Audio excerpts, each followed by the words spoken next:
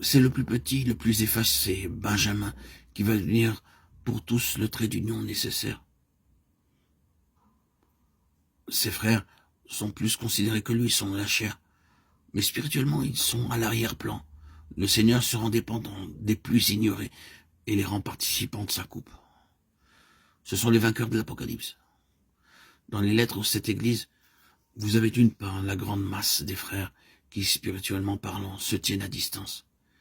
Et d'autre part, le petit détachement des vainqueurs, dont le cœur brûle pour le Seigneur, et qui partagent avec lui le fardeau de cette situation douloureuse. Tel est, dans l'ensemble, le message des trois premiers chapitres du livre de l'Apocalypse. C'est une invitation à pénétrer par la souffrance dans l'intimité du Seigneur, dans un sens représentatif pour sauver l'ensemble du témoignage qui se trouve compromis par la tiédeur générale.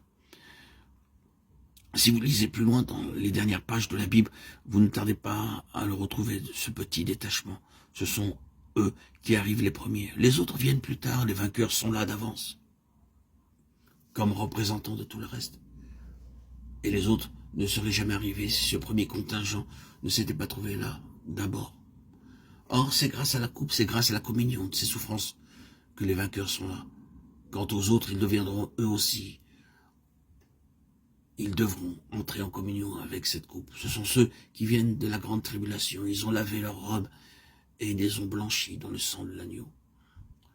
Mais ce qui me préoccupe ici, ce n'est pas tant la question des temps et des moments que celle des faits spirituels et des lois qui les gouvernent. À travers toute la Bible, de la Genèse à l'Apocalypse, on retrouve cette loi. Il faut à Dieu un homme ou une poignée de fidèles, un reste, une phalange de vainqueurs qui, par le chemin de la croix ou de l'autel, entrent en parfaite communion avec lui en faveur de tous les autres. Nous avons souvent fait remarquer qu'en parlant du résidu d'Israël, le texte biblique emploie l'expression « tout Israël » pour désigner simplement deux tribus. C'est un reste seulement qui revint de la captivité, rétablit l'autel sur ses fondements et reconduisit le temple. Ils sont cependant eux aussi appelés tout Israël. C'est bien la preuve que ce reste a un caractère nettement relatif et représentatif. Ce que le Seigneur cherche, bien-aimés frères et sœurs en Christ, c'est ce petit détachement qui le suivra jusqu'au bout. Ce petit troupeau qui se tient si près de lui qu'il devient un avec lui dans sa souffrance, dont le cœur est étreint par la situation actuelle de son peuple qui porte avec lui le fardeau de cette tragédie et entre tout entier dans son plan. Laissant les autres disciples plus en arrière, Jésus prit avec lui Pierre, Jacques et Jean, lui-même fit quelques pas en avant. Il y a donc des degrés dans notre participation à ce ministère, et ces degrés sont en rapport direct avec le prix que nous sommes disposés à payer, la part que nous pouvons prendre des souffrances de notre Maître. Dans cette période de la Odyssée, la faible spiritualité du grand nombre est une blessure permanente au cœur de notre Seigneur, ni froid, ni bouillant.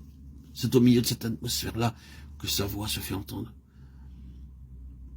Celui qui vaincra, je le ferai asseoir avec moi sur mon trône, comme moi j'ai vaincu et me suis assis avec mon Père sur son trône.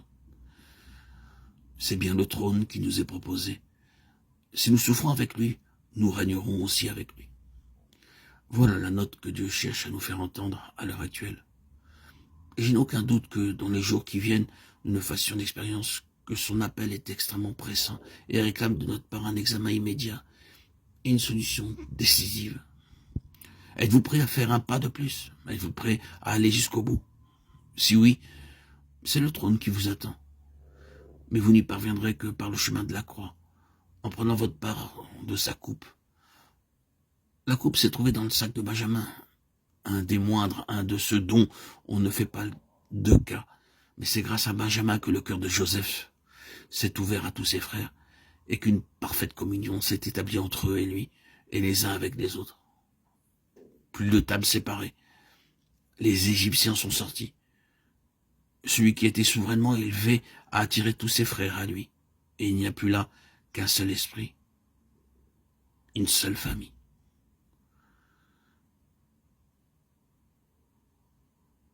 Que Dieu le fasse pour nous, frères et sœurs en Christ, chers auditeurs et auditrices. Amen. Alléluia.